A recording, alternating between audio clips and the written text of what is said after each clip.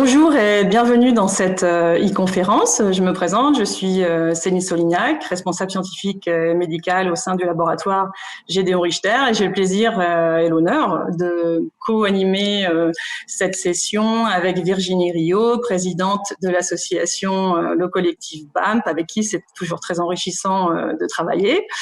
Gédéon Richter est engagé depuis de nombreuses années dans la santé des femmes et des couples en parcours d'AMP. Nous essayons sans cesse d'innover, de trouver de nouvelles idées dans notre façon de communiquer. Et c'est ainsi qu'est née l'idée de cette e-conférence. Récemment, s'est tenu un très grand congrès international qui s'appelle le Congrès de l'Échereux dans le domaine de l'infertilité et de l'AMP.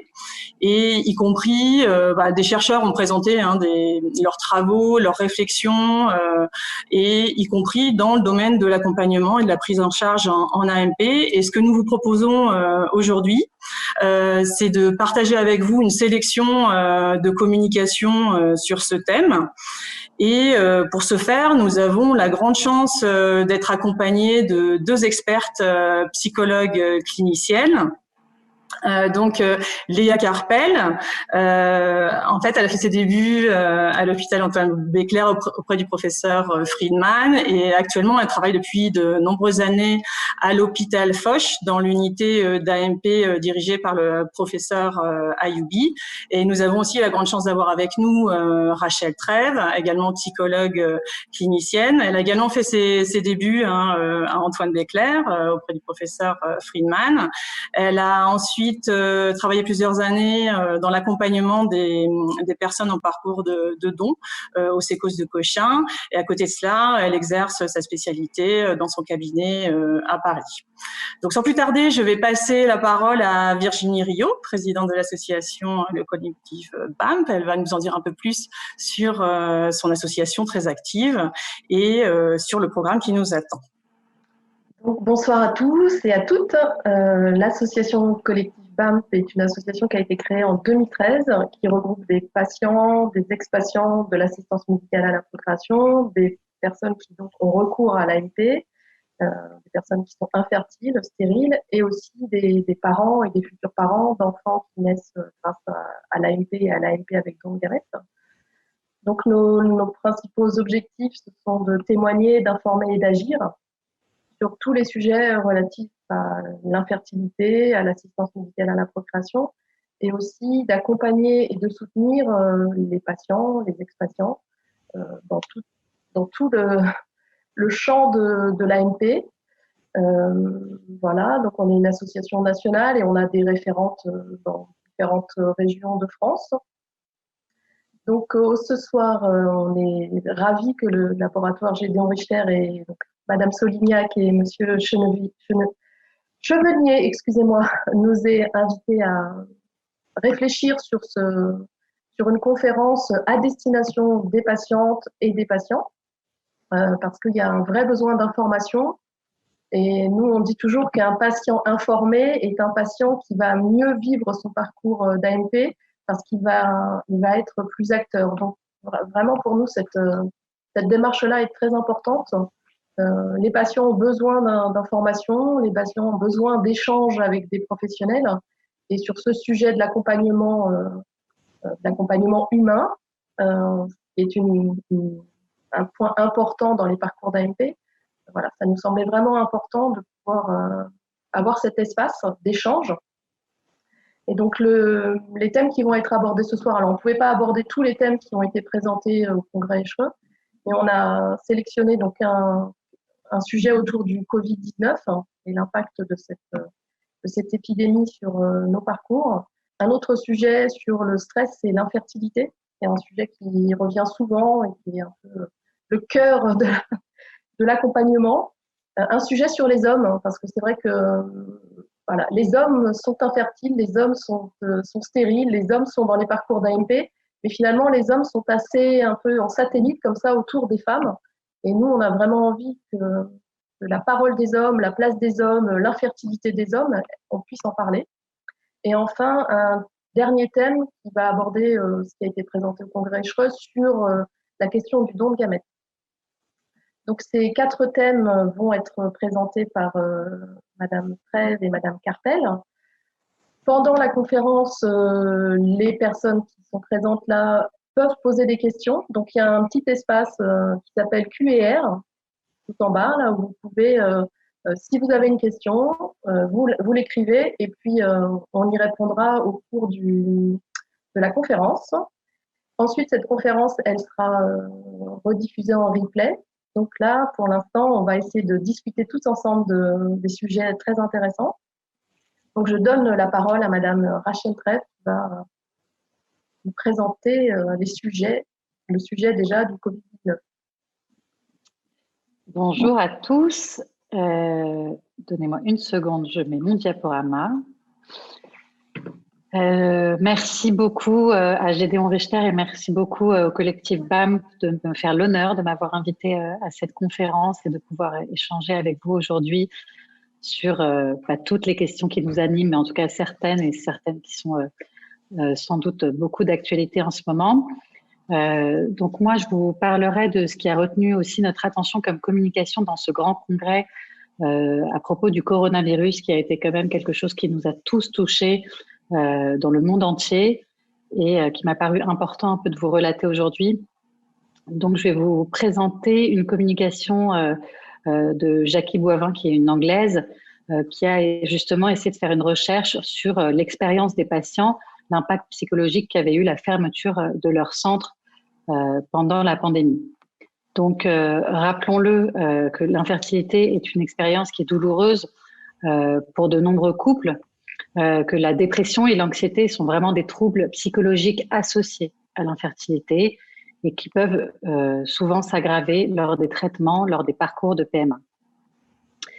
La fermeture des centres, je vous le rappelle, a été extrêmement brutale, parfois du jour au lendemain, parfois en plein milieu des stimulations des patientes, parfois la veille d'un transfert d'un embryon, et que cette fermeture a été jugée stressante pour la plupart des patients et surtout avec cette crainte finalement de ne jamais atteindre leur objectif d'être parent. Elle a pu noter qu'il y avait cette théorie en fait du déséquilibre entre la menace qui était le coronavirus et les ressources d'adaptation. C'est-à-dire qu'en fait, il y a des moments où l'être humain n'a pas les ressources pour s'adapter à une situation, surtout quand elle est inconnue et qu'elle est première, comme ce qui s'est passé pour tout le monde et principalement les patients, de pouvoir s'adapter. Et cette déséquilibre d'adéquation a entraîné beaucoup de stress et a été démontré dans cette recherche.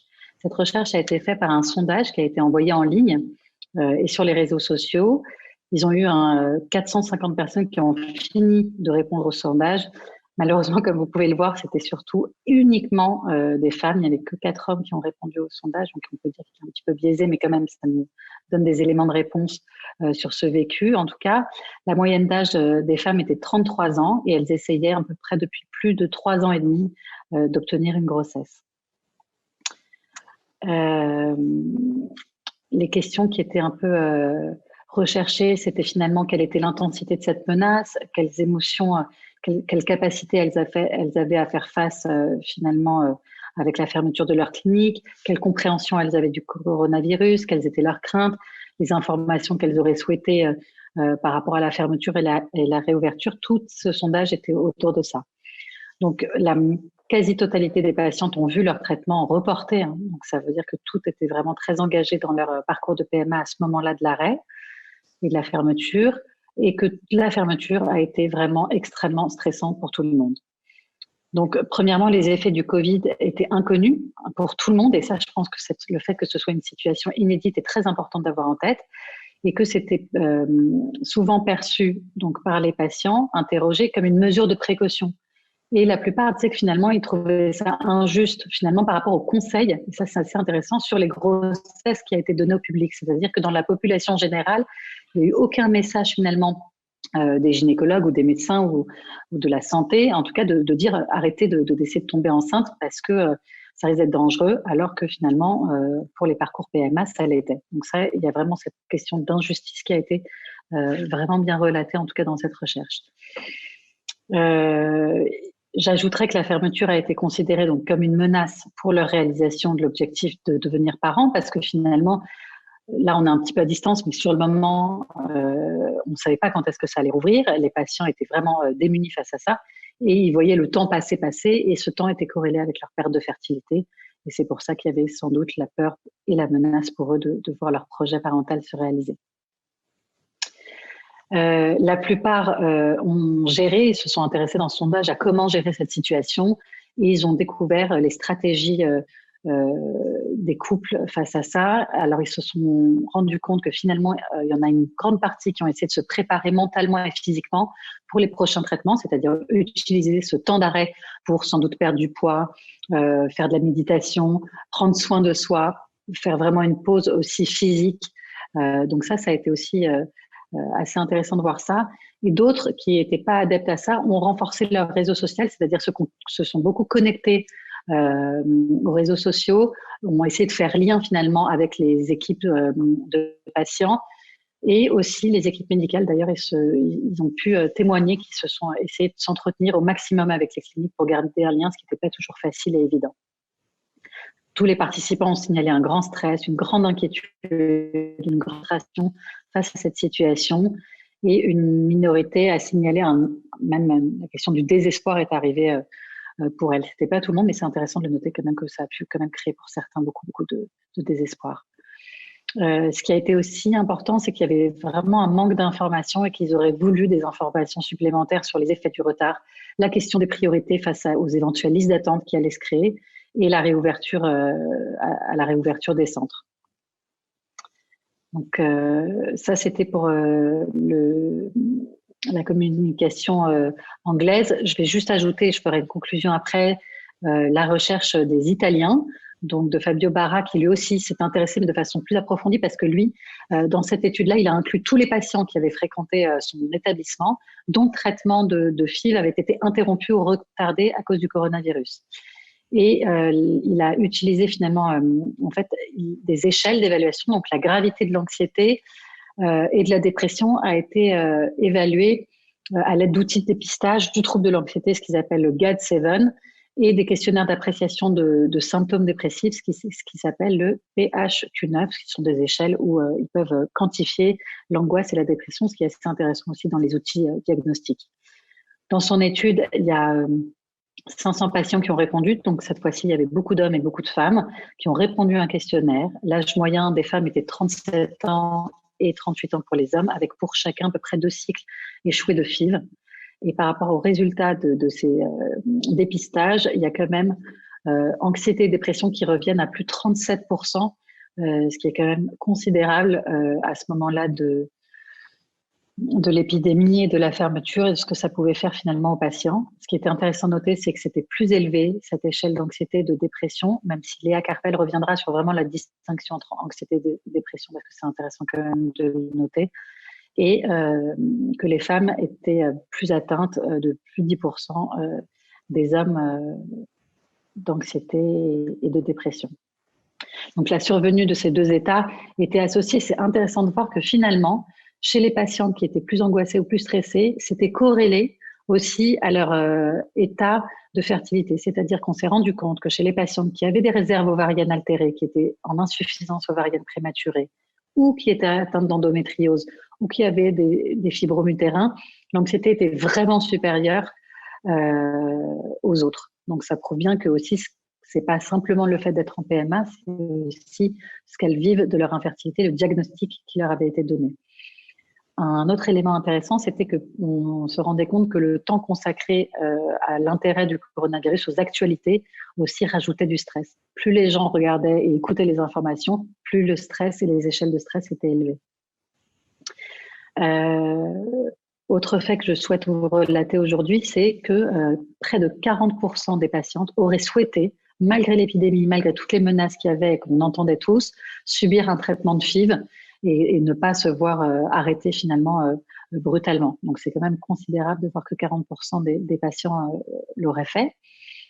Et autre notion qui pour nous les psychologues sont intéressantes, c'est qu'ils disaient que 76% ont déclaré qu'ils seraient rassurés de savoir quand est-ce qu'ils pouvaient recommencer.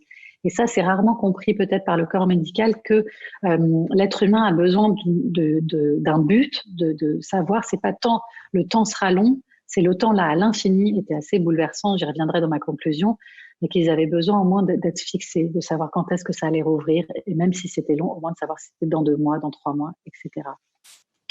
Donc, en conclusion de ces deux communications, je dirais qu'il faut vraiment avoir en tête que cette situation est inédite, qu'a été l'épidémie du coronavirus, que c'est venu renforcer l'inquiétude et l'angoisse de ce parcours où ces 2 états psychiques sont souvent présents, bien entendu, mais c'est que c'était en fait très fort, que c'est important que les équipes qui accompagnent les patients prennent conscience que cet impact dans le vécu de leurs patients est présent, est là, et le reconnaissent, et donnent vraiment des informations pour que les patients puissent se projeter aussi dans le futur. Que malgré la réouverture progressive des centres d'AMP, ce qui est en train de se passer aujourd'hui, c'est quand même source d'angoisse. Il ne faut pas croire que parce que maintenant ça a recommencé, même si c'est faiblement que ça a recommencé, que ça passe, que c'est angoissant, cette réouverture, cette liste d'attente est angoissante, même si elle a été obligatoire, bien entendu, et que les mesures doivent être respectées, mais c'est quand même important de le savoir, que chaque patient se sent prioritaire, ce qu'on peut vraiment comprendre, que venir ajouter à l'attente là où ils attendent déjà depuis longtemps, depuis des mois, ça les bouleverse beaucoup, et que rappelons quand même que ce parcours, la question de la temporalité est constamment présente en parcours de PMA, et que leurs questions qu'on imagine bien finalement et qu'on entend dans nos consultations, quand mon tour viendra-t-il, cette question du temps ouvert à l'infini a renforcé l'angoisse de l'attente, celle déjà interminable d'avoir un enfant, comme je vous l'ai dit, et qu'en PMA, la question du temps, elle est cruellement présente, et que le parcours, il est long, très long, que les délais sont importants, et que finalement, chaque pause dans le parcours est synonyme aussi pour elle de perte de fertilité. Et que j'ajoute quand même que les gynécologues leur répètent souvent aux patientes que leurs ovocytes sont déjà plus si jeunes, qu'il ne faut pas tarder, et que ça a toujours, on l'entend dans les parcours des patientes, bousculé aussi pour les femmes et pour les hommes et pour les couples, une temporalité qu'ils n'avaient pas imaginée. Donc c'est important de se rendre compte que ça a aussi explosé avec cette épidémie. Je vous remercie et je vais donner la parole à Léa pour le prochain topo. Merci Rachel. Je te remercie d'aborder cette question du Covid. Je remercie l'association BAMP et Gideon Richter de nous permettre de partager ces informations qui concernent un congrès extrêmement important qui n'a lieu qu'une fois par an. Je rajouterai, Rachel, que malgré tout, je crois que le gouvernement a pris quand même fait et cause pour les patients. On a entendu, et ça s'est plus ou moins impliqué, que les patients qui atteignaient le 43e anniversaire, l'État allait autoriser la poursuite de la PMA, bien que l'âge légal fût dépassé à cause du Covid. Et moi, ce que j'entends aussi, je suppose que les participants qui sont là ce soir s'inquiètent aussi de la deuxième vague, en disant pourvu qu'on ait le temps de faire au moins une FIV avant qu'une deuxième vague n'arrive et qu'on puisse quand même parler. Eh bien, je vais essayer moi-même de partager mon écran avec vous et de vous présenter ce que j'ai pu apprendre lors de ce très intéressant congrès auquel nous avons pu assister par Zoom. Alors, la question qui revient souvent, qui a été exposée aussi par Madame Boivin de Londres, c'est de savoir si le stress est corrélé, et du coup de manière défavorable, au succès de l'AMP. Alors, pour cette femme, c'était très intéressant parce qu'elle disait, d'un côté, elle a donné des arguments pour et des arguments contre. Je commencerai par les contre, c'est-à-dire que ce qu'elle a pu prouver, c'est que justement les populations qui étaient soumises au plus grand stress dans le monde, le stress économique, social, culturel, de pauvreté, eh bien, ce sont les populations qui se reproduisent le plus. Et elle note évidemment qu'aucune étude n'a pu jamais prouver un lien direct entre le stress et l'infertilité. Mais elle dit, attention, il y a quand même une corrélation, mais de manière indirecte. C'est-à-dire que quand vous êtes stressé, finalement, vous mangez plus, vous consommez plus de tabac, plus d'alcool, et que on sait bien que obésité, alcool, tabac ont un impact néfaste sur la fertilité. Deuxièmement, et c'est intéressant, tu disais qu'on va évidemment séparer la notion de stress et la notion de dépression. La notion de dépression, c'est un moment d'arrêt pratiquement de l'envie psychique du sujet. Le stress, on peut continuer à s'activer même si on est stressé, alors qu'en dépression, on a tendance justement à arrêter sa vie. Et justement, ce que décrit bien Madame Boivin, c'est que cette PMA qui est en elle-même stressante, tu l'as montré, il y a de l'anxiété, il y a de la dépression. La dépression entraîne la peur de reprendre une nouvelle fille, parce que la peur de revivre un échec. Et du coup, les couples font plus de pauses ou de pauses plus longues. Donc l'âge des deux membres devient plus âgé. Et du coup, elle dit attention, avec la dépression, il y a aussi une baisse des rapports sexuels. Et donc, encore une fois, une baisse des chances de fertilité, et que ces pauses et que ces abandons, bien sûr, réduisent les chances de réussite. Et j'ai trouvé ça intéressant. Elle disait quand même 2 moments où la tension conjugale est très importante. Le premier, c'est au moment du diagnostic, et la plus forte tension est aussi au moment de la 2e FIV. Quand on a déjà eu une attente, quand on a déjà eu des inséminations ou des stimulations, quand la première FIV a échoué, eh bien la venue de la 2e est un moment stressant pour les couples. Ça, c'était Madame Boivin. Et sa contradictrice, Madame Lawson, qui était aussi, elle, une américaine, alors elle dit carrément, quand on commence à vouloir lier le stress au succès de l'AMP, c'est ajouter l'insulte à la blessure, dit-elle. Pour elle, la PMA est en elle-même stressante. Les taux de réussite sont incertains. Il faut trouver le bon centre, le bon clinicien, et qui est parfois demander un 2e ou un 3e avis, qui est une source de stress. Le taux de stress augmente avec les années de PMA. Et pour elle pense qu'au bout de 3-4 ans de PMA, il considère que le niveau de stress est égal à celui d'une personne qui doit faire des traitements contre le cancer. Elle explique bien que le stress est un cercle vicieux, c'est-à-dire que en PMA, quand on rentre, on perd le contrôle. C'est quelqu'un d'autre qui va décider pour vous et qui va vous aider à avoir un enfant. Cette perte de contrôle, ça provoque de l'anxiété. Le sujet s'en fait grief, il se culpabilise. Et justement, il se dit, mais je n'ai pas le droit d'être stressé parce qu'en plus, ça va jouer en ma défaveur pour la fille. Donc, c'est un cercle vicieux dont on ne sort pas. Et bien sûr, elle s'oppose à toutes ces histoires de relaxez-vous, ça va aller mieux. Je connais un tel qui est parti en vacances, qui a fait de l'acupuncture, de l'hypnose, de la réflexologie, qui a démissionné. Et bien sûr, elle est tombée enceinte. Mais elle dit, est-ce que ces personnes-là souffraient vraiment d'infertilité diagnostiquée? C'est pas sûr. Pour elle, le stress est la conséquence de l'infertilité et non pas sa cause. Et donc, elle s'oppose à tout ça. Rachel, je te repasse la parole de nouveau pour que tu puisses présenter la suite. Ce que je voulais dire, Rachel, juste avant, c'est qu'on répondra aux questions une fois que toutes les présentations auront été faites. On note toutes les questions que vous pouvez poser au fur et à mesure et on y répondra à la fin. Ok, faisons comme ça.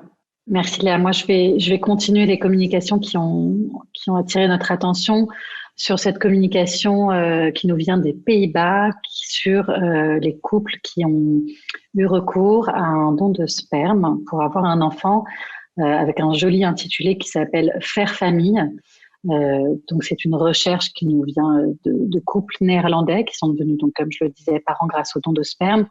On le rappelle, même si on va revenir sur la question de l'infertilité masculine, mais que ça entraîne vraiment de réelle détresse émotionnelle chez les hommes d'être stériles, que ça remet en question beaucoup la virilité et plein d'autres états émotionnels aussi assez bouleversants.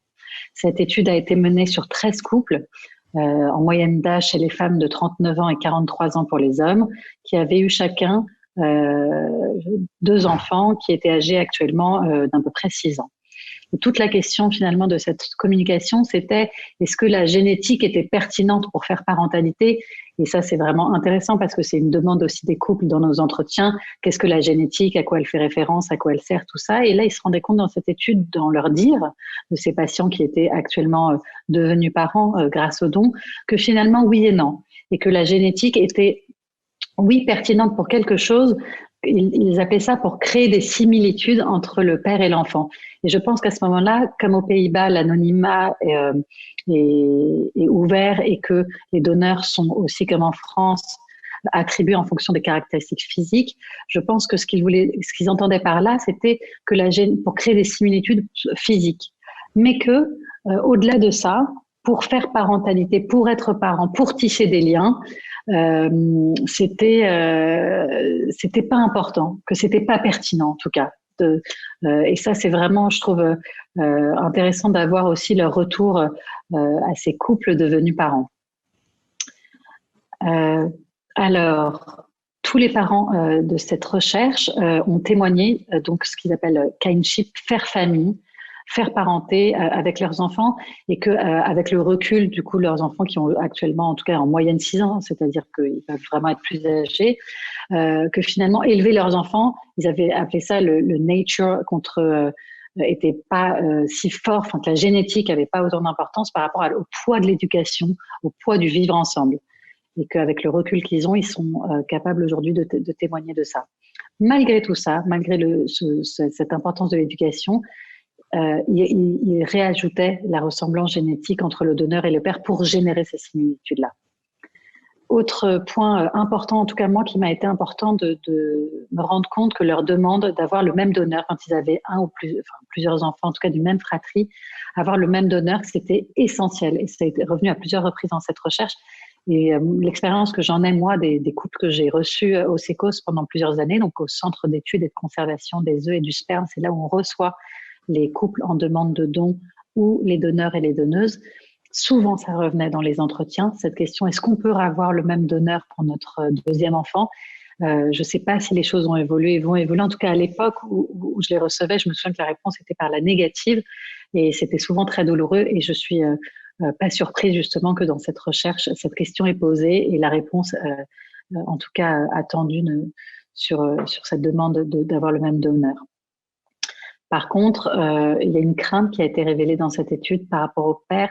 Je pense aussi que c'est peut-être dû aussi à la possibilité d'avoir des informations et peut-être à l'âge adulte de rencontrer leur donneur. Il y avait en tout cas une crainte des pères du rôle que pourrait avoir le donneur dans la vie de leurs enfants au vu de ce lien génétique. Je pense que c'est une crainte sans doute tout à fait normale et à pouvoir aussi être parlée, élaborée ensemble en thérapie ou en tout cas en famille.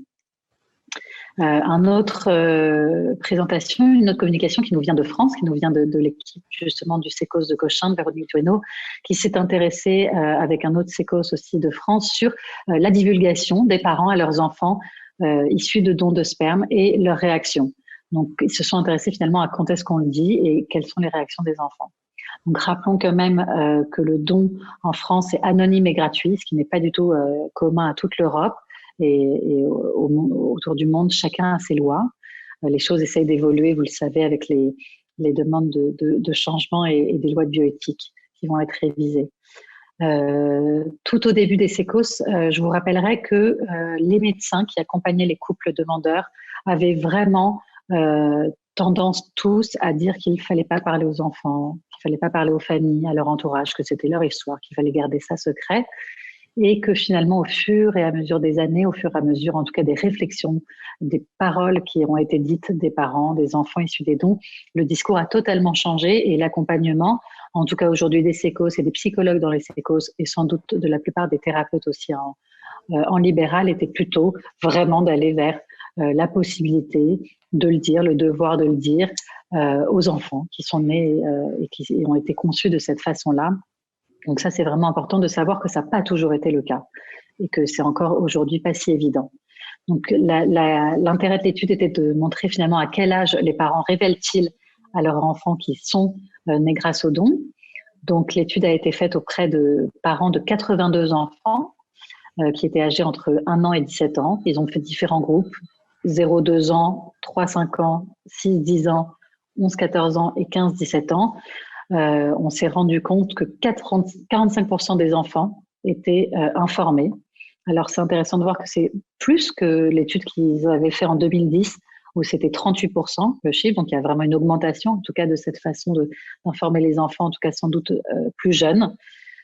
Et qu'au sein de ces sous-groupes, ceux qui étaient informés, on se rendait compte qu'après 15 ans, presque la totalité des enfants étaient au courant qu'ils étaient issus du don, et que la majorité des enfants étaient informés entre 3 et 5 ans. Ce qui me paraît quand même essentiel que ça se passe dans cette tranche d'âge de 3 à 5 ans et quitte à le redire après plus tard, mais de ne pas le divulguer en tout cas trop tard. La plupart des parents ont informé leurs enfants, tous les parents qui ont informé leurs enfants ont informé aussi leur famille et leurs amis. Et presque 100%, c'est 95% des personnes le faisaient même avant la tentative. Et la quasi-totalité l'avait fait une fois que la tentative avait réussi. Donc l'entourage est au courant, la famille est au courant quand les enfants sont au courant. Autre information intéressante, c'était que même s'il y a la volonté des couples qu'on interroge finalement avant qu'ils fassent leurs essais et leurs tentatives, quand on leur demande est-ce qu'ils ont l'intention finalement de divulguer l'information à leurs enfants, 73%, donc près de la majorité en tout cas bien sûr, ont l'intention de le dire. Mais même malgré cette intention-là, on se rend compte que il y a quand même près de 60% qui l'ont révélé, mais 40% ont gardé encore l'origine secrète. Donc c'est pas si évident parce qu'on a envie de le faire, de le faire bien entendu. Dans cette étude, ils se sont intéressés aussi à la façon dont ils le disent. Donc c'est intéressant de voir que 35% des couples utilisent des livres pour informer, ils s'étayent finalement de ce matériel pour pouvoir raconter, parce que c'est pas simple et que l'illustration par les dessins, le vocabulaire d'un auteur peut aider vraiment les parents à pouvoir parler, et que même ceux qui racontent, qui sont 40% qui racontent à leurs enfants avec leur propre histoire, s'aident aussi souvent d'un livre. Les révélations ont été faites, ils se sont intéressés à la réaction des enfants. Je reste un peu, pas dubitative, mais je pense que ça vaut le coup vraiment d'aller un peu fouiller plus profondément ce que ça veut dire, l'indifférence, la curiosité, tout ce qui a été dit. En tout cas, entre 0 et 2 ans, ils trouvaient que les enfants réagissaient avec indifférence ou curiosité. Je ne sais pas ce que ça voulait dire, parce que c'est un peu dur de qualifier une réaction d'enfant de 0 à 2 ans qui parfois n'ont pas de réaction, mais la non-réactivité est aussi une réactivité, en tout cas peut être comprise autrement. Entre 3 et 5 ans, de l'indifférence ou de la divulgation acceptée. Ça aussi, ça aurait été intéressant, et ce serait intéressant que l'équipe poursuive sa recherche pour comprendre ce que ça veut dire que la divulgation est acceptée. Et entre 6 ans et 10 ans, que les enfants se montraient être curieux, ce qui est à 66%. Donc, bien entendu que ça nous paraît assez évident d'être assez curieux et de sans doute vouloir en comprendre plus. En conclusion, je dirais vraiment, et on y reviendra tout à l'heure dans nos discussions, que ça reste douloureux pour les couples de parler de leur stérilité et de leur recours à un tiers donneur, qu'il est essentiel d'accompagner pendant leur parcours du don, mais surtout après, parce qu'il y a les équipes des médecins, on est là, les psychologues sont là dans les services quand ils sont en parcours, mais après, ils viennent rarement nous voir, et vraiment, les psychologues sont là pour les aider à traverser cette épreuve-là et à trouver leur manière à eux de raconter leur histoire et de raconter à leurs enfants. Donc j'insiste beaucoup sur le fait que c'est important de venir solliciter les équipes aussi dans l'après-coup, qu'aujourd'hui la société avance vraiment vers une meilleure acceptation de ces nouvelles parentalités, qui va sans doute aider les parents et les enfants issus des dons à parler plus librement et à ne pas laisser sous silence leur mode de conception, et je le souhaite vraiment. J'ajouterais, on reviendra aussi dessus, que vraiment à l'heure actuelle, des tests génétiques qui se font de façon presque hyper facile, qu'on peut commander même en France à l'aide d'une petite pipette et envoyer sa génétique. Je pense que c'est illusoire de vouloir garder le secret, et que c'est tellement important que ce soit les parents qui racontent à leurs enfants et que ce ne soit pas une découverte fortuite autour d'un test génétique. Voilà, et ça relève aussi le débat sur l'anonymat et le fait qu'on va sans doute pouvoir retrouver les donneurs des enfants qui ont été conçus. Donc, avançons avant que... Laissons en tout cas la possibilité de savoir avant que ce soit fait, en tout cas par ces techniques et méthodes détournées. Bien sûr, ceci n'est que mon avis. Voilà, je vais redonner la parole à Léa. Je vous remercie. Merci Rachel de ces présentations. Il est vrai que on arrive à une époque où on n'est plus dans la révélation. C'est intéressant de voir que les parents sont plutôt dans le récit. Tu as parlé d'histoire, de livres. Donc, je pense que, je crois que les parents ont compris que c'est pas une fois pour toutes et l'enfant doit tout comprendre, mais que c'est un récit. Et deuxièmement, qu'il y a une véritable évolution des mentalités. Alors, le débat a peut-être participé, mais dire à l'enfant qu'il a été conçu par don, c'est devenu un peu la norme en France. et que les parents quand même comprennent pour le bien-être de l'enfant que c'est très important. Et ce que je relève dans ta présentation, c'est que beaucoup de parents en parlent avant l'âge de 6 ans. Et comme beaucoup de parents se disent « Ah, mais à quel âge je dois en parler? Est-ce que je dois pas attendre qu'il est grand ?» On voit bien qu'au contraire, les jeunes parents préfèrent en parler avant l'âge de 6 ans. Alors, je vais retourner sur mon PowerPoint et je vais vous montrer la suite de ce qu'on a appris justement dans cette discussion. Excusez-moi, c'est pas si évident. Pardon. Alors, c'est intéressant parce que en France, on va voter bientôt à la rentrée sans doute. C'est tout le temps reculé, mais une nouvelle loi de bioéthique qui va mettre sur le tapis la question de la levée de l'anonymat des donneurs et des donneuses de sperme et d'ovocytes en France. Ce débat est intense dans le monde. Ce que j'ai compris de toutes les présentations autour du don et des justifications, c'est que chaque pays défend son système. Les uns en disant qu'ils protègent les enfants, donc il faut autoriser la levée de l'anonymat. Les autres défendent les parents, les autres les donneurs. Chacun trouve assez de justifications politiques, philosophiques, psychologiques pour soutenir son système. Il y a un petit peu, ça bouge un tout petit peu. L'Espagne s'apprête à accepter la transmission d'informations non identifiantes à la majorité de l'enfant. Alors, tu l'as bien dit, Rachel, de plus en plus de parents parlent, mais on voit bien que un peu moins de la moitié, ça reste pour eux encore un tabou, une honte. Ils se sentent parfois stigmatisés. Il y a une remise en question personnelle et surtout une grande crainte que l'enfant s'attache plus tard à la figure du donneur ou de la donneuse et remette en question son père ou sa mère qui a bénéficié de ce don. Donc, voilà, pour comprendre encore que tous les couples ne parlent pas, il faut aussi les aider à dépasser le tabou, la honte, la stigmatisation, etc. Qui arrivent. Ce qui est intéressant, c'est qu'il y a des pays comme l'Argentine, par exemple, qui proposent ce qu'on appelle un choix à double guichet, c'est-à-dire que d'un côté, les couples receveurs peuvent choisir entre l'anonymat et le non-anonymat, et les donneurs et donneuses eux-mêmes peuvent choisir que leur identité soit révélée ou pas. Quand les couples font le choix de l'anonymat du don de sperme, ce qui est en France, c'est 66% des receveuses en couple ou par en couple qui choisissent l'anonymat du donneur quand elles ont le choix. Alors que ceux qui choisissent le non-anonymat, donc la possibilité d'avoir accès aux informations sur le donneur ou les donneuses, eh bien, quand c'est un couple hétérosexuel, c'est 1 fois sur 10 seulement qui choisissent cette possibilité. Quand c'est un couple lesbien, c'est 4 fois sur 10. Et quand c'est une femme seule, c'est 5 fois sur 10 qu'elle choisit un profil ouvert, c'est-à-dire accessible à cette femme ici et maintenant, ou à la majorité de l'enfant.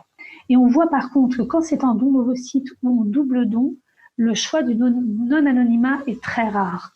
3/4 des couples vont choisir l'anonymat, et autant les couples hétéros que les couples lesbiens et que les femmes seules. Du côté des donneurs et des donneuses, c'est presque équivalent entre les hommes et les femmes. Un peu moins de la moitié des donneurs vont choisir de donner accès à leur identité et un peu plus que la moitié des donneuses vont donner la possibilité d'avoir accès à leur identité, ce que je trouve assez intéressant. Tu en parlais dans ta conclusion et il y avait une présentation assez incroyable qui fait peur pour notre modernité, c'est que, vous le savez aujourd'hui, tu l'as expliqué, il suffit de donner un petit peu de sa salive dans un petit pot et l'envoyer aux États-Unis pour que quelques semaines, même pas plus tard, vous recevez un petit peu votre arbre généalogique et la recherche des origines. Donc, c'est devenu un peu le cadeau de Noël à la mode. Et ce qu'il faut savoir, c'est que par contre, les enfants qui ont été conçus par un don de sperme ou un don d'ovocyte, ça devient un moyen pour eux d'avoir accès au donneur et à la donneuse. Pour avoir une vue un peu générale, il y a 5 grandes sociétés de recherche des origines, sociétés privées, qui détiennent à elles seules les données d'ADN génétique de plusieurs millions de personnes dans le monde. En plus de connaître ses ancêtres et ses origines géographiques, on vous donne aussi la possibilité de découvrir des personnes avec lesquelles vous partagez de l'ADN, avec lesquelles vous êtes liés génétiquement. Ce qui est d'un côté formidable pour certains, c'est un retour de bâton, c'est qu'avec ce système, il sera inutile de demander l'avis des donneurs, des enfants ou des parents pour avoir accès à un donneur ou une donneuse. Donc on voit parfois des femmes seules qui vont faire la quête de l'identité du donneur alors que leur enfant est tout petit et n'a peut-être pas cette demande grâce à ces tests. Et cette présentation était faite par une femme qui avait fait une recherche sur 312 personnes majeures conçues par un don de gamètes en majorité avant les années 90, hein, donc il y a peu de temps maintenant. Eh bien, 37% des enfants avaient eu connaissance que leurs parents avaient utilisé le don de gamètes via ces tests, alors qu'ils n'en étaient pas informés par leurs parents. Et 55% de ces majeurs avaient identifié leur donneur grâce à ces tests génétiques. Donc, en conclusion, je dirais que je reprends la présentation de Rachel. 1, il vaut mieux que ce soit les parents qui informent leurs enfants. 2, sous forme de récit. Et 3, parce que je pense que ça laisse des enfants très seuls face à des annonces difficiles à accepter. Ça laisse des parents très seuls aussi face à des enfants qui font des quêtes tout seuls, sans accompagnement parental. Et je pense qu'on devrait accompagner psychologiquement parents et enfants dans ce cas-là pour les aider à être plus à l'aise avec leurs enfants autour du don de gamètes. Voilà pour cette présentation. Rachel, as-tu encore des choses à nous dire ? Non, je partage, nous avons la même conception, je pense, d'accompagner les couples, et on sait à quel point c'est absolument un travail souvent de longue durée, d'accepter, de parler, de savoir comment dire, quoi dire, et que c'est pas du tout forcément inné et possible de le dire tout de suite, et que ça prend parfois du temps, et que c'est même important parfois de le dire même avec leurs propres mots très jeunes, comme on peut le voir dans les recherches, même à la naissance, même avant qu'ils arrivent, pour pouvoir le reprendre aussi après. Parfois, c'est plus facile même de dire à un tout petit, je t'en avais déjà parlé, même si le petit était tout petit. Donc, enfin, tout ce qu'on s'est dit, quoi. Oui, je crois que moi qui travaille à la fois en PMA et en maternité, on le fait très souvent à la naissance de l'enfant, avec les parents. On va faire ce moment un peu particulier où les parents vont annoncer à l'enfant, voilà, qu'ils ont eu tout un parcours. Alors c'est des moments très émouvants pour les parents parce que c'est revenir sur une douleur passée et c'est la première fois qu'ils vont en parler. Et puis ensuite, je les invite à pouvoir répéter ça ou à revenir avec l'enfant si c'est finalement ça a été possible qu'une seule fois avec la présence d'un psychologue. Mais elles reviennent au cabinet me voir avec des enfants un peu plus grands, de 6 mois, 9 mois, 2 ans. Et puis, on reprend ce qu'on avait dit à la maternité, on en reparle à l'enfant. Alors, je vais encore avoir 1 ou 2 slides, guère plus.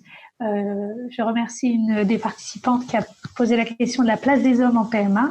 Donc, j'étais contente cette année à l'Échereux. Ils ont eu droit à un peu plus de place dans les présentations.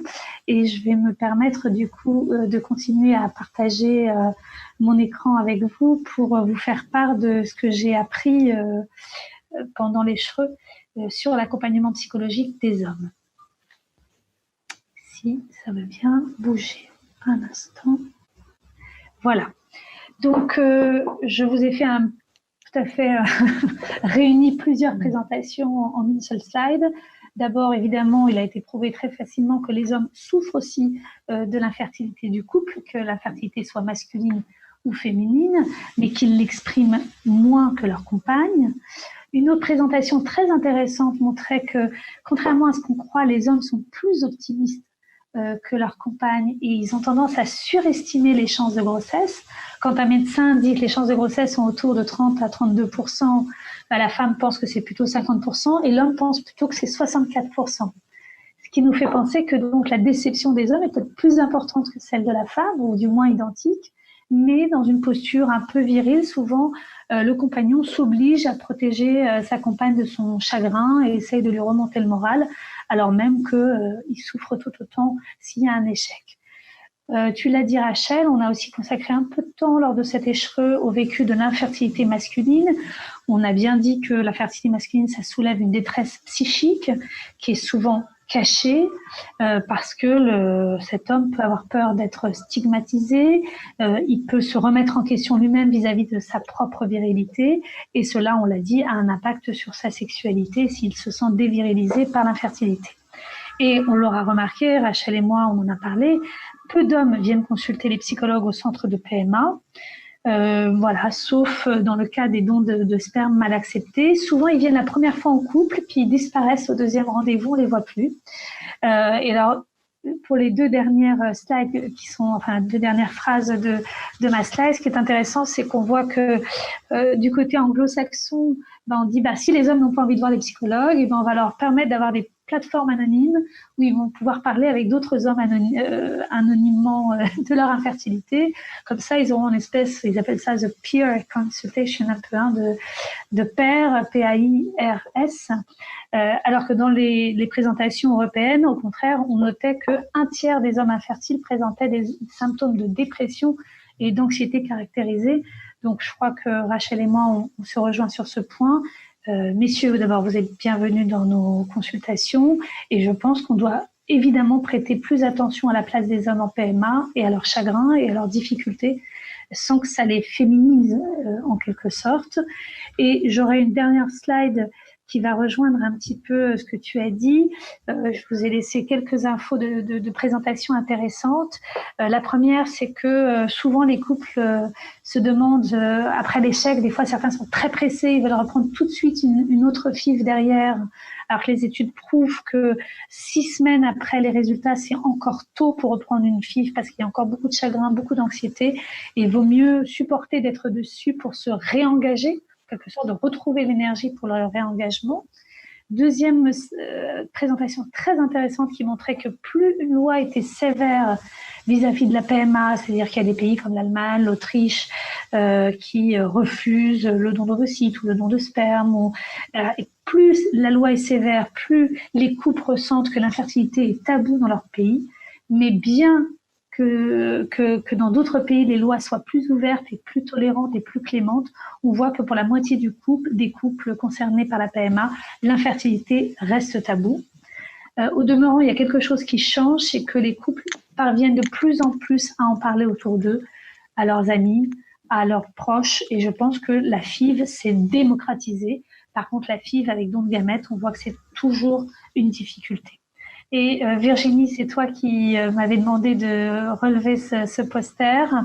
Là aussi, on a 2 regards, un regard européen et un regard anglo-saxon.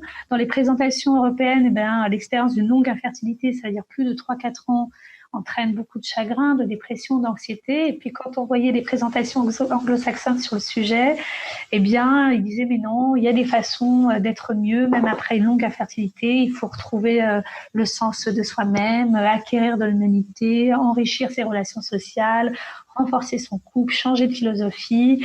Et de toute façon, avec cette expérience, on devient plus empathique avec les problèmes des autres. Donc, il y a toujours quelque chose à en tirer, même de ces difficultés. Moi, je crois que l'expérience d'une longue infertilité est toujours plutôt une vision européenne, même si je trouve que finalement, dans cette vision américaine, en quelque sorte, il y a des choses vraies. Je pense qu'en effet, ça change le regard sur soi et sur les autres de vivre la fertilité, mais je pense que ça reste toujours pour soi-même une douleur. Voilà ce que je voulais un peu vous retracer de ce très intéressant congrès de l'Échereux. On va peut-être prendre le temps un peu, Virginie, pour les questions qui ont été posées sur le chat. Oui, alors déjà, on vous remercie d'avoir regardé toutes ces présentations qui ont été faites pendant, je crois que c'est 3 jours ou 4 jours de congrès international. Donc, c'est vraiment très intéressant.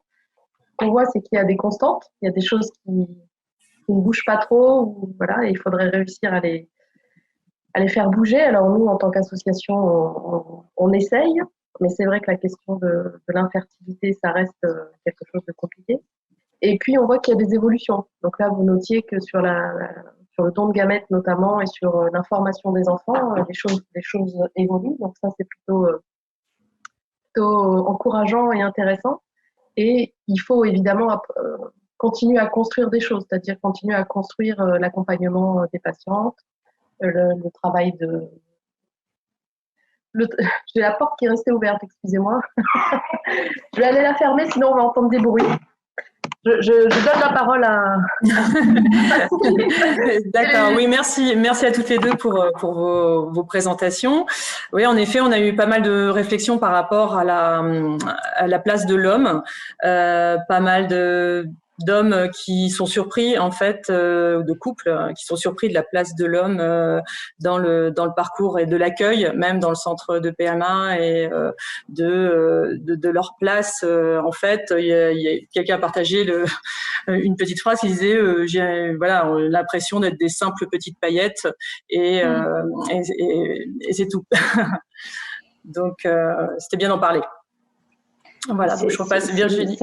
C'est un message de Laetitia qui a été qui est très poignant, effectivement, mais en fait c'est un peu compliqué de lui répondre parce que c'est une réponse qui serait individuelle alors que c'est pris dans le collectif. C'est les hommes. Alors là c'est votre homme Laetitia, mais en fait c'est une histoire de longue durée, la PMA, et que les hommes, c'est récent en fait qu'ils ont envie de prendre plus de place, qu'ils prennent plus de place, qu'ils sont plus présents au sein des consultations. Pendant longtemps et encore aujourd'hui, les femmes aussi témoignent de leur solitude dans leur prise en charge, que les hommes n'ont pas le temps, que parfois elles n'osent pas les solliciter, qu'en plus elles vont juste faire une prise de sang. Donc en fait c'est assez complexe de vous répondre. Ce que je peux vous dire, c'est que c'est certain qu'il faut leur faire plus de place, que c'est certain que les médecins doivent plus les regarder en consultation, qu'ils doivent être plus considérés. Il n'y a même aucun doute à votre réflexion. Mais en fait, c'est aussi, ça part d'un déséquilibrage qu'il y avait déjà dès le début, dans le fait que parfois ça arrangeait qu'ils soient absents, parfois ils n'osaient pas prendre la place. Donc en fait, je pense que c'est aussi une question de temps et que les choses vont changer par le fait que les hommes vont faire présence aussi. Et plus ils feront présence, plus on va les voir et plus on va leur donner de la place. Et plus nous, les psychologues, on va dire aussi aux équipes, regardez-les, ils sont là, ils veulent être vus. Et bien sûr que c'est de la souffrance pour eux quand ils ont l'impression de ne n'être que des paillettes, comme vous le témoignez. Virginie, je vous laisse finir. Désolée. Donc, non, oui, donc c'est intéressant de voir que finalement, les choses bougent, et elles bougent à la fois du côté des professionnels et à la fois du côté des patients. Et je pense que là, si on est sur le sujet des hommes, il faut que les hommes aussi puissent dire ça, Rachel. Il faut qu'en entretien, dans le cadre d'un rendez-vous, il faut qu'ils puissent dire moi, j'ai mes questions à moi en tant qu'homme, je veux me positionner. Nous, on a aussi des retours sur l'investissement que certains exposent sur c'est moi l'homme qui fait les piqûres à ma femme, parce que là, j'ai l'impression d'être un petit peu acteur. Donc ça aussi, ça bouge un petit peu, la prise en main de tout le processus. C'est quelque chose qui se construit petit à petit vraiment dans les interactions. À la fois les professionnels changent de position, donc les patients changent aussi de position. Et c'est ce qu'on est en train de faire là aussi, ils participent, parce que ça renforce aussi la légitimité finalement, oui, il faut que j'y aille, il faut que j'arrête d'être passif, il faut que je puisse dire quand ça va pas, moi-même en tant qu'homme, ou dire que j'ai envie de prendre les choses en main. Oui, mais tu es d'accord que malgré tout, même si ça change doucement, on met souvent encore un peu de temps à prescrire un spermogramme au conjoint, qu'on commence toujours, j'enlève le toujours, souvent par prescrire beaucoup d'examens à la femme, et que après, s'il a envie, il peut faire un spermogramme, ça reste encore, c'est moins présent et c'est en train de bouger, mais que les médecins ont encore tendance à être attirés par l'infertilité féminine, puis ça se déplace un peu et on s'intéresse plutôt au mari. Et donc c'est un vrai travail collaboratif, que chacun prenne la place et que chacun regarde tous les protagonistes de ce parcours, c'est sûr. Oui, je dirais aussi que finalement, je crois que les médecins de PMA ont d'abord été des gynécologues. Ils sont toujours des gynécologues, donc des spécialistes de la femme. Et en fait, il y a peu de temps finalement que nous introduisons dans les centres de PMA des médecins spécialistes des hommes, des andrologues. On propose beaucoup plus de choses aux hommes infertiles qu'on en proposait auparavant, jusqu'à la ponction testiculaire, etc. Donc, on a intégré. Il y a un massage qui est en train de passer, mais je pense que les gynécologues ont été formés pour s'occuper des femmes. Oui. De 1 à 1. Donc déjà, pour le gynécologue, je pense que c'est compliqué d'avoir 2 personnes face à lui. J'aurais déjà entendu des gynécologues dire en présence du couple, Madame, est-ce que vous avez fait le spermogramme? Est-ce que vous pouvez me donner les résultats? Donc, c'est très fréquent. Et ça, c'est une éducation thérapeutique, en quelque sorte, à donner au gynécologue. Là où je rejoins un petit peu Rachel, c'est que parfois, certes, les hommes ne prennent pas l'espace, mais on ne leur donne pas forcément non plus. Et souvent, ils ne peuvent s'exprimer finalement que le jour du recueil de sperme. Donc, s'ils veulent exprimer une ambivalence, une difficulté, finalement, il n'y a que ce jour-là où on se souvient qu'il faut les écouter. Et c'est vrai que dans un centre de PMA, eh bien, il faut replacer très souvent la parole de l'homme aussi au centre et dire mais pourquoi cette femme vient toujours seule en consultation, pourquoi son conjoint n'est pas là, pourquoi voilà, et ça change. On voit enfin des hommes un peu le matin, là, à 7h du mat, assister à prise de sang à l'échographie. Mais c'est vrai qu'il y a un discours ambiant, pas seulement des médecins, mais aussi des sages-femmes et des infirmières qui disent « c'est pas la peine qu'ils se déplacent, ils travaillent, hein, c'est pas la peine qu'ils viennent », comme si les femmes ne travaillaient pas non plus. Oui, c'est sûr. Donc voilà, c'est pas seulement les médecins, mais c'est aussi tout le personnel autour, infirmières, sages-femmes, aide-soignante. L'homme n'est pas là que pour le jour du transfert et le jour du recueil de sperme, évidemment.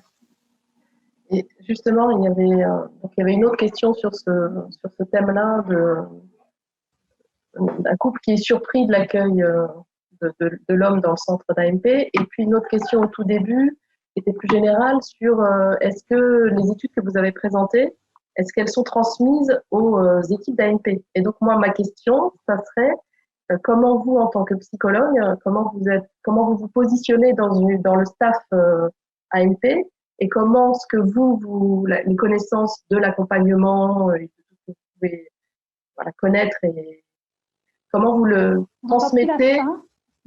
transmettez, à l'équipe d'AMP et comment vous essayez, vous, à votre niveau, de faire bouger ces représentations-là? On a la même place que les hommes, nous. Ah, d'accord. Il faut qu'on se fasse voir. C'est ça. Écoutez, j'ai eu la chance aujourd'hui de pouvoir présenter ce que je vous ai présenté ce soir à mon équipe. Le staff a lieu le jeudi midi, donc c'était voilà, ils ont servi de premiers spectateurs. Et c'est très marrant parce que du coup, le professeur Friedman qui était là m'a dit « On va très bien, écoute, Léa, ce qu'il faudrait, c'est recevoir le couple à chaque fois qu'il commence une FIV. » Ça devient obligatoire, je veux dire, ça n'a pas d'intérêt. Bon, alors d'accord, donc il faudrait que quand ils prennent un rendez-vous avec le psychologue, ils y aillent forcément en couple. Ben oui, mais si madame veut parler en l'absence de monsieur et vice-versa, voilà. Donc les médecins, bon, ils ont cette habitude de systématiser, de protocoliser. Moi, ce que je crois, c'est surtout qu'on a mis, nous, dans l'équipe, un petit flyer où on invite les hommes, les femmes, les couples à venir ensemble, séparément, et que notre porte soit ouverte, et que les médecins aient le réflexe de prêter attention à la souffrance d'un homme et qu'ils nous l'envoient. Or, dans un rendez-vous hospitalier qui est de plus en plus court, on leur demande de voir énormément de patients en très peu de temps, on leur donne 15 minutes, pratiquement 20 minutes ou vraiment au maximum, et bien souvent, ils font de la médecine, et si madame exprime des pleurs ou un désarroi, bon, ils vont penser à lui proposer de voir un psychologue, alors qu'un homme aura peut-être moins tendance à montrer son désarroi, mais peut-être sous la forme d'une colère, et dans ce cas-là, le gynécologue est plutôt prompt à dire « Écoutez, monsieur, si ça ne vous plaît pas, bah, c'est pareil », et ne pas entendre la souffrance sous la colère. Donc, après, les expressions de la souffrance peuvent être différentes chez un homme et chez une femme, et je crois qu'il faut inviter les médecins, au lieu de se trouver remis en question par la colère d'un conjoint, de dire bah, « Je crois que monsieur, ça ne va pas très bien, s'il y a quelque chose qui ne va pas avec cette fille, vous n'êtes pas bien, écoutez, on a une psychologue. » Mais c'est encore une fois une éducation thérapeutique à faire aussi aux médecins. Est-ce que ça va couper complètement à 30 ou est-ce qu'on a le temps de prendre une dernière question? Je pense qu'il va falloir vraiment bientôt conclure. Je suis désolée de jouer les rabat-joie. On n'a pas pu répondre à toutes les questions. Juste une dernière question. Alors, très rapidement. Ouais. Non, mais je peux te laisser répondre. Oui, demander notre opinion en tant que psychologue sur les effets du stress sur les parcours de PMA. Léa a donné toutes les explications qu'il fallait. Je vais juste pour répondre à Gwenaëlle, c'est de toute façon, il n'y a pas d'études qui montrent que parce qu'elles sont trop stressées et que vraiment c'est important d'avoir le message qui dit que ce qui est mauvais, c'est pour vous les femmes, c'est pour vous les patientes, que ça vous fait du mal à vous, ça vous angoisse à vous, ça vous stresse à vous, plus que sur l'impact du transfert d'embryon et de la nidation de l'embryon. et que on est là, les psychologues, pour que vous viviez ce parcours du mieux possible. Être stressé parce qu'on est en PMA, je pense que ça a beaucoup de sens et que c'est un parcours qui est stressant. L'important, c'est qu'il ne soit pas trop pénible pour vous en première intention et un impact aussi sur votre conjoint, mais que de pas trop vous culpabiliser à chaque fois en pensant que l'échec du transfert est dû qu'à votre stress. Que le stress, c'est un mot fourre-tout un peu qui vient et que c'est important de détisser ce qu'il y a derrière ce stress, qu'il y a un peu d'angoisse, qu'il y a un peu d'anxiété, qu'il y a un peu de peur, qu'il y a un peu de pudeur, qu'il y a plein de choses qui s'y mêlent et de pas vous sentir trop responsable et qu'il y a beaucoup de choses à faire aussi à côté pour vous aider à passer, à traverser ce parcours de la façon la plus apaisée possible. Encore une fois. Et je voudrais Merci dire beaucoup. un dernier mot, excusez-moi Céline, vraiment un dernier mot, une femme qui disait, bon voilà, il faut tout le temps montrer qu'on ne va pas bien pour avoir enfin un accueil ou un envoi vers le psychologue. Sachez que tout centre de PMA est doté d'un psychologue. Donc, vous n'avez pas besoin d'une invitation du médecin pour prendre rendez-vous. Ça peut être aussi de votre part. Et il y a des psychologues spécialisés comme Rachel, comme moi-même, qui consultons aussi en ville. Donc, si vous voulez décorréler la partie médicale de l'écoute psychologique, eh bien, vous pouvez faire ça aussi en ville pour qu'on vous écoute. Mais vraiment, venez facilement auprès de nous. On est ouvert à vous accueillir. Merci beaucoup de cette précision. Et puis, merci globalement pour le gros travail que vous avez fourni pour faire cette sélection et pour vos super présentations et vos pistes de réflexion. Et je vais laisser le dernier mot à Virginie pour conclure. Non, vraiment, c'était très intéressant. Évidemment, on aurait pu parler encore pendant des heures parce que le sujet est inépuisable et il y a une vraie demande de la part des patients d'être dans ce dialogue et dans ces échanges parce qu'on doit co-construire ensemble et c'est la meilleure solution, c'est de pouvoir être ensemble autour d'un même sujet pour pouvoir en discuter. Et, moi, je serais bien restée encore longtemps. Mais je suis partante, Virginie, Virginie, on peut faire des questions-réponses avec des patients simplement sans que ce soit forcément des webinaires. Oui. Organisons les choses. Mais vos présentations étaient très intéressantes et ça donne envie d'aller plus loin et de continuer à réfléchir à tout ça. Et merci aux personnes merci. Merci à tous les participants. Merci à tous d'être devant vous. Il y aura le replay de cette. Voilà, on pourra revoir et nous revoir. Merci à tous. Au revoir. Merci, au revoir. Au revoir.